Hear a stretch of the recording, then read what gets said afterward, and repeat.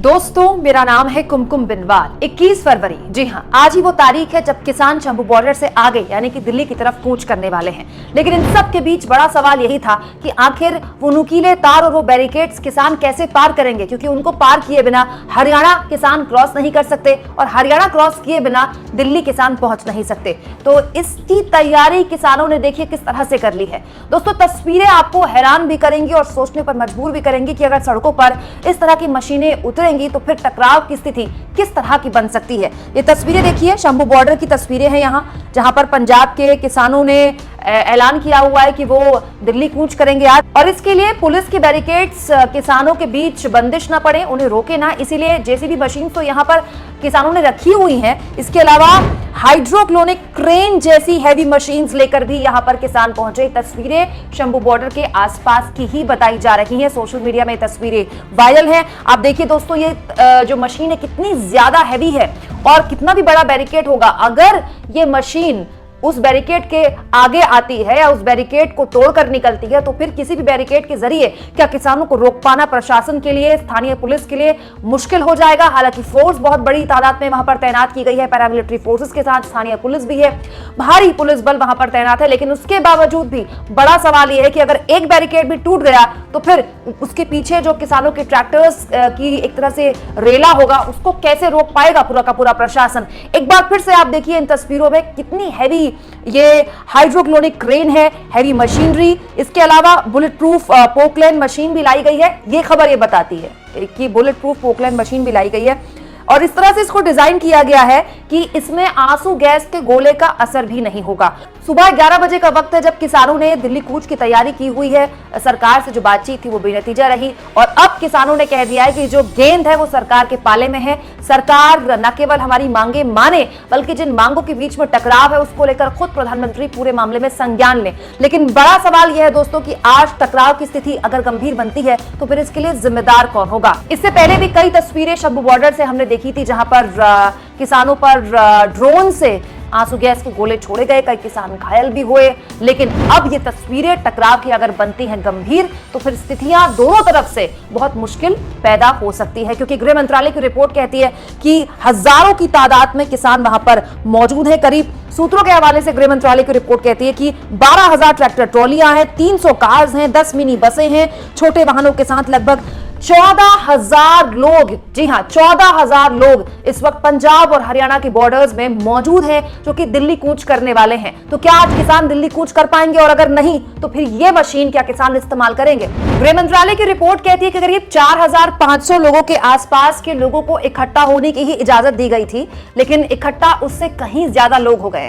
तो बड़ा सवाल यह है दोस्तों कि अगर बैरिकेड्स इन मशीनों के जरिए किसान तोड़ेंगे तो फिर दूसरी तरफ से यानी कि पुलिस की तरफ से भी बल प्रयोग किया जाएगा और फिर क्या टकराव की स्थिति बनती है, और अगर टकराव की स्थिति बनी तो फिर क्या हालात पैदा होते हैं। क्योंकि इससे पहले भी कई वीडियोस के जरिए दोस्तों मैंने आपको बताया कि कैसे किसानों ने तिकड़म निकालकर पुलिस के एक्शन का रिएक्शन दिया। इससे पहले मैंने आपको इस वीडियो के जरिए बताया था कि कैसे हाथ से कीले निकाल कर किसानों ने उन कीलों का भी इंतजाम कर दिया जो उनके स्वागत पे बिछाई गई थी।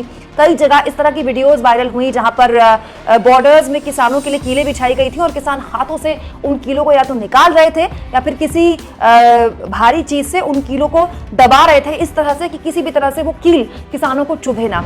इसके अलावा एक वीडियो में इस वीडियो में मैंने आपको बताया था कि कैसे बैरिकेड सामने लगे थे किसानों को रोकने के लिए, लेकिन जब किसानों के जत्थे आए ट्रैक्टर ट्रॉलीज के साथ तो उन ट्रैक्टर्स को वो बैरिकेड्स रोक नहीं पाए। या तो वो ट्रैक्टर उन बैरिकेड्स के साइड से निकल गए या फिर वो बैरिकेड्स पार करके किसानों के ट्रैक्टर निकल गए और पुलिस का बल बस वहां पर मुंह ताकता रह गया।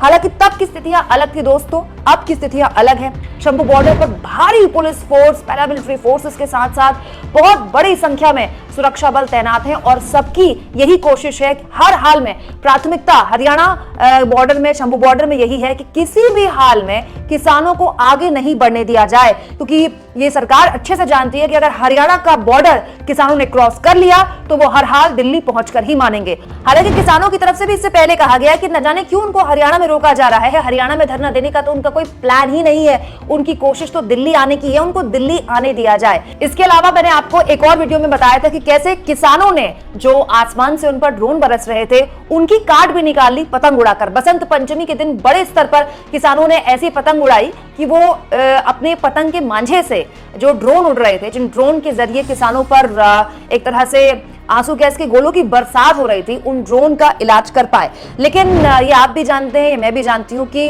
ड्रोन को पतंग से नुकसान पहुंचाना एक दो ड्रोन के साथ तो किया जा सकता है, लेकिन बड़े स्तर पर नहीं किया जा सकता।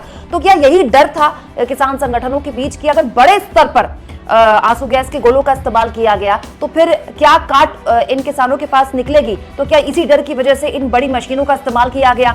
एक और वीडियो में मैंने आपको बताया था कि कैसे जब आंसू गैस के गोले किसानों पर छोड़े जा रहे थे तो किसानों ने इधर से अपनी तरफ से ठंडे पानी की बौछारें फेंककर उन आंसू गैस के गोलों से पैदा होने वाली जलन की काट निकाली। इधर से पुलिस आंसू गैस के गोले किसानों पर छोड़ रही थी, तो इधर से किसान बड़े स्तर पर पानी की बौछारें, ठंडी पानी की बौछारें फेंक रहे थे, जिससे न केवल जो धुआं पैदा होता है आंसू गैस के गोले से, उस धुएं में कमी मिले, इसके साथ साथ जो जलन पैदा होती है लोगों की आंखों में, उस जलन से भी किसानों को दिक्कत ना हो, परेशानी ना हो। हालांकि बात सही है दोस्तों कि ये मात्र कुछ जुगाड़ हैं और मात्र इन जुगाड़ों से अगर किसान ये सोचते हैं कि वो हरियाणा का बॉर्डर क्रॉस कर लेंगे तो वो बहुत मुश्किल होगा। क्या यही डर था कि इसी डर की वजह से इतनी भारी मशीनें यहाँ पर बुलाई गई हैं? क्योंकि अगर ये मशीनें सड़कों पर उतरी, अगर इन मशीनों के जरिए शंभू बॉर्डर को क्रॉस करने की जोर आजमाइश किसानों ने की तो वहां पर टकराव की स्थिति बहुत भीषण बन सकती है। इसके अलावा किसानों की मुख्य मांगे क्या है ये भी मैं आपको बता दूं दोस्तों। न्यूनतम समर्थन मूल्य यानी कि एमएसपी की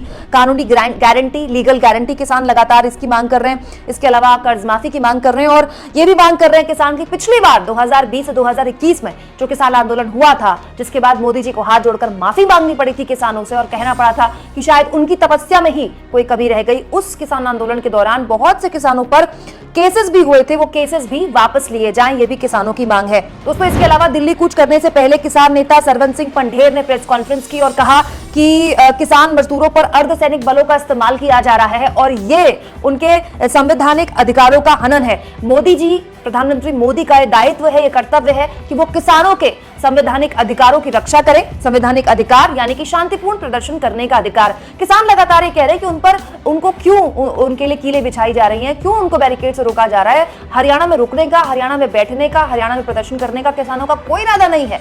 और लगातार किसान ये भी कह रहे हैं कि दिल्ली किसी एक की नहीं है, दिल्ली सबकी है। तो दिल्ली अगर किसान आना चाहते हैं तो उन्हें क्यों रोका जा रहा है? इसके अलावा किसान नेता जगजीत सिंह डल्लेवाल ने मीडिया से बात करते हुए ये भी कहा कि किसानों की कहीं से भी मंशा अराजकता पैदा करने की नहीं है, किसानों का काम ये नहीं है, इसीलिए उनको रोका ना जाए। बड़े बड़े बैरिकेड्स जो उनको रोकने के लिए लगाए गए हैं उनको हटा दिया जाए।